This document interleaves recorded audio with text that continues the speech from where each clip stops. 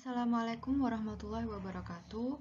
Perkenalkan kami dari kelompok 2 yang beranggotakan Fatin Hilatunisa, Arya Yudhistira, Arsita Putri Saliha, dan Adita Rizky Ramadhani. Nah, di sini kami akan memaparkan materi mengenai bagaimana kebijakan fiskal dan kebijakan moneter mempengaruhi permintaan agregat.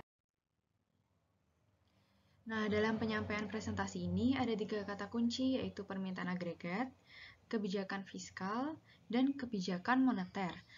Permintaan agregat adalah konsep ekonomi makro yang mewakili total permintaan barang dan jasa dalam suatu perekonomian.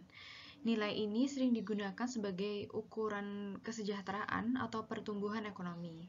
Kemudian, baik kebijakan fiskal maupun kebijakan moneter dapat mempengaruhi permintaan agregat karena dapat mempengaruhi faktor-faktor yang digunakan untuk menghitungnya, seperti belanja konsumen untuk barang dan jasa, belanja investasi untuk barang modal bisnis, belanja pemerintah untuk barang dan jasa publik, ekspor, dan impor.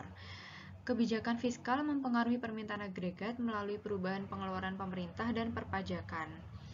Faktor-faktor tersebut mempengaruhi pekerjaan dan pendapatan rumah tangga yang kemudian berdampak pada pengeluaran konsumen dan investasi. Kebijakan moneter berdampak pada jumlah uang beredar dalam suatu perekonomian yang mempengaruhi tingkat suku bunga dan tingkat inflasi. Nah, ini juga berdampak pada ekspansi bisnis, net ekspor, lapangan kerja, biaya utang, dan biaya relatif konsumsi serta tabungan yang semuanya secara langsung atau tidak langsung berdampak pada permintaan agregat. Baik, terima kasih. Sekarang kita akan membahas mengenai rumus permintaan agregat. Tapi sebelum itu, kita akan membahas mengenai apa itu permintaan agregat. Nah, jadi dari permintaan agregat ini kita akan mengetahui berapa jumlah barang dan jasa yang akan diminta di dalam perekonomian pada setiap tingkat harganya. Nah, permintaan agregat ini akan dipengaruhi juga oleh tingkat harga, yang mana tingkat harga ini akan mempengaruhi pada 3 komponen yang membentuk permintaan agregat, yaitu konsumsi, investasi, dan ekspor neto. Nah, dalam hal ini kita asumsikan bahwa belanja pemerintah itu sifatnya tetap, karena dipengaruhi oleh suatu kebijakan tertentu. Nah, efek dari tingkat harga ini terhadap 3 komponen tadi itu akan dijelaskan pada penjelasan berikut. Yang pertama, tingkat harga terhadap konsumsi. Itu akan berefek pada kekayaan masyarakat. Ketika nilai real uang itu naik, maka otomatis kekayaan masyarakat juga akan meningkat. Hal itu ditandai dengan masyarakat dapat membeli lebih banyak barang daripada yang seharusnya ketika nilai real mata uang itu pada tingkat yang lebih tinggi. Kemudian yang kedua, tingkat harga terhadap investasi. Itu akan berefek pada suku bunga. Jika suku bunga itu turun, maka belanja konsumsi masyarakat yang bersifat kredit atau pinjam-meminjam masyarakat itu juga akan meningkat. Karena pada saat nilai suku bunga itu turun, maka masyarakat itu akan membayar lebih sedikit daripada ketika suku bunga itu lebih tinggi daripada yang seharusnya. Kemudian yang ketiga, tingkat harga terhadap ekspor neto. Disebut dengan efek nilai tukar. Ketika nilai tukar suatu negara itu menurun, maka itu akan mempengaruhi minat jual beli masyarakat terhadap produk asing maupun produk lokal. Nah, jika nilai tukar mata uangnya itu turun, maka masyarakat asing itu akan tertarik untuk membeli produk lokal. Dan masyarakat lokal mungkin agak mikir-mikir ya untuk beli produk asing karena akan relatif lebih mahal. Nah, hal itu akan meningkatkan ekspor dari negara tersebut, sementara impornya akan menurun. Itu adalah efek dari tingkat harga terhadap.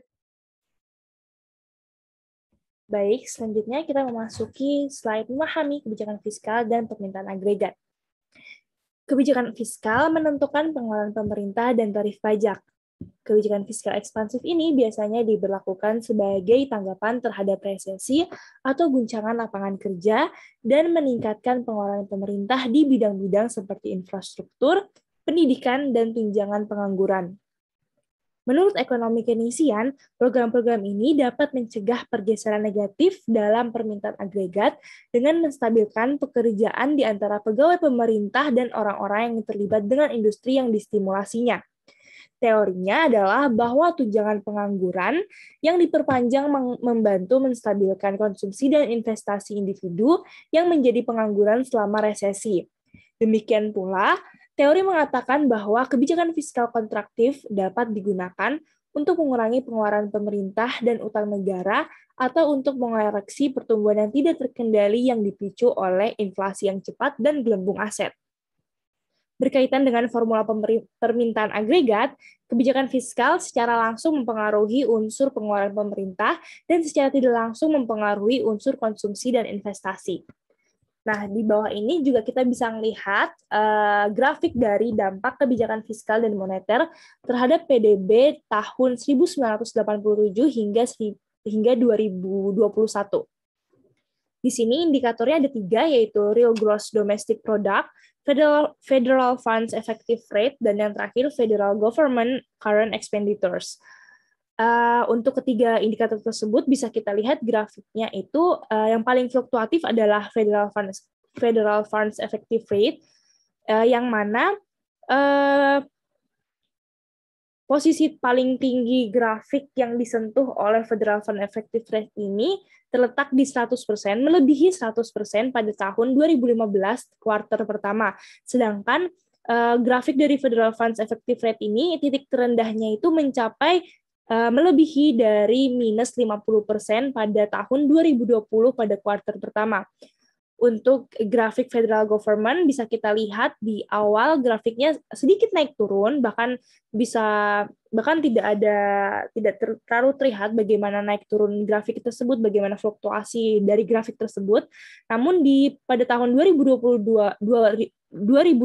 pada kuartal pertama bisa kita lihat grafik federal government mengalami peningkatan hingga melebihi 50% pada tahun 2020 kuartal pertama, dan juga bagi Real Gross Domestic Product di sini grafiknya tidak ada pergerakan, yang mana artinya grafik tersebut lurus.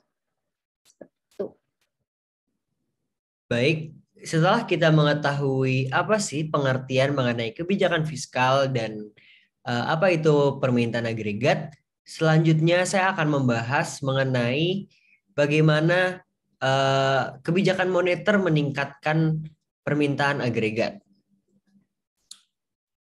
Secara singkat, pada dasarnya kebijakan moneter merupakan suatu kebijakan yang dikeluarkan yang akan sangat berdampak pada jumlah uang yang beredar dalam ekonomi di suatu negara, terlebih kebijakan-kebijakan moneter yang bersifat ekspansif.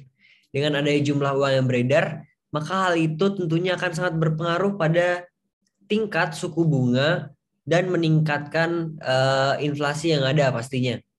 Nah, hal tersebut akan sangat berdampak pada beberapa sektor, terutama pada ekspansi bisnis, ekspor bersih, lapangan kerja, dan lain sebagainya, yang baik secara langsung ataupun tidak akan sangat berdampak pada tingkat permintaan agregat yang ada di suatu negara. Nah, poin yang kedua adalah kebijakan fiskal apa yang meningkatkan permintaan agregat. Nah, pada dasarnya kebijakan fiskal akan sangat menentukan pengeluaran yang dilakukan oleh pemerintah dan akan sangat berpengaruh pada tarif pajak yang ada. Kebijakan-kebijakan fiskal, terutama ekspansif, biasanya diambil sebagai langkah untuk mengatasi resesi, guncangan lapangan kerja, meningkatnya pengeluaran pemerintah, dan lain sebagainya. Nah, dari situ saja telah terlihat bahwa jenis-jenis kebijakan fiskal seperti itu akan sangat berpengaruh pada meningkatnya permintaan agregat yang ada. Nah, secara teori, kebijakan fiskal ekspansif yang tadi saya jelaskan akan sangat merangsang permintaan agregat. Nah, sebaliknya, apabila pemerintah ingin menurunkan permintaan agregat, maka pemerintah akan menerapkan kebijakan fiskal kontraksioner berbeda dengan fiskal ekspansif tadi yang akan merangsang meningkatnya permintaan agregat yang ada. Nah, kebijakan fiskal ekspansif ini bisa dilakukan pemerintah dengan cara meningkatkan belanja pemerintah dan menurunkan pajak. Sedangkan fiskal kontraksioner akan dilakukan dengan hal yang sebaliknya, yaitu seperti menurunkan belanja pemerintah dan meningkatkan tingkat pajak dan lain sebagainya.